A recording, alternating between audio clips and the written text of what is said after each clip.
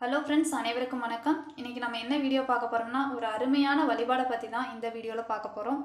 அது என்ன வழிபாடுனா, முருகனுக்கு செவ்வாய்க்கிழமைகளில் செவ்வாய் ஓரையில் வெற்றிலை தீபம் ஏற்றி வழிபடுவது தான் அந்த அருமையான வழிபாடு. உங்களுடைய வேண்டுதல் என்ன வேண்டுதல்களாக இருந்தாலும் தொடர்ந்து 9 வாரங்கள் செவ்வாய்க்கிழமைகளில் முருகனுக்கு வெற்றிலை தீபம் ஏற்றி வழிபாடு செய்தால் கண்டிப்பாக நிறைவேறும்.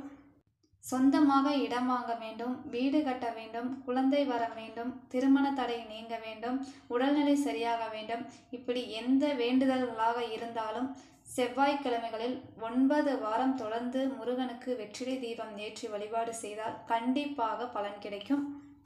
இப்போது இந்த தீபத்தை எப்படி ஏற்ற வேண்டும் அப்படிங்கிறத பார்க்கலாம்.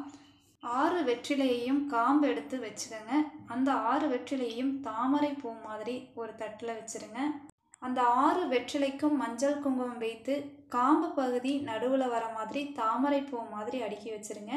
அதன் மேலே ஒரு சின்ன அகல் விளக்கு வைத்து வெற்றிலையில் எடுத்து வைத்த காம்புகளை அந்த அகல் விளக்கில் போட்டு தீபம் ஏற்றி வைங்க. தீபம் குறைஞ்சது ஒரு 2-3 மணி நேரம் எரியிற அளவுக்கு பார்த்துக்கங்க. இந்த வழிபாடு செய்ய பெருசாக எந்த நெய்வேத்தியமும் நம்ம செய்ய வேண்டியதில்லை. 2 வாழைப்பழம் வைத்து முருகனுக்கு செவ்வரளி மலர் சாத்தி மனதார வேண்டிக்கங்க. உங்கள் பிரார்த்தனைகள் 9 வாரத்தில் கண்டிப்பாக நிறைவேறும். தீபம் ஏற்றி வைத்து கந்த சஷ்டி கவசம் இல்லைன்னா வேல்மாறல் பாடல் உங்களால் முடிந்தால் படிங்க. 2 பாடல்களுமே ரொம்ப சக்தி வாய்ந்த பாடல்கள். முடியாதவங்க இந்த பாடல்களை உங்கள் ஃபோனில் போட்டு கேளுங்க. மனதார முருகனை வேண்டிக்கங்க. நீங்கள் என்ன வேண்டினாலும் கண்டிப்பாக அது நிறைவேறும்.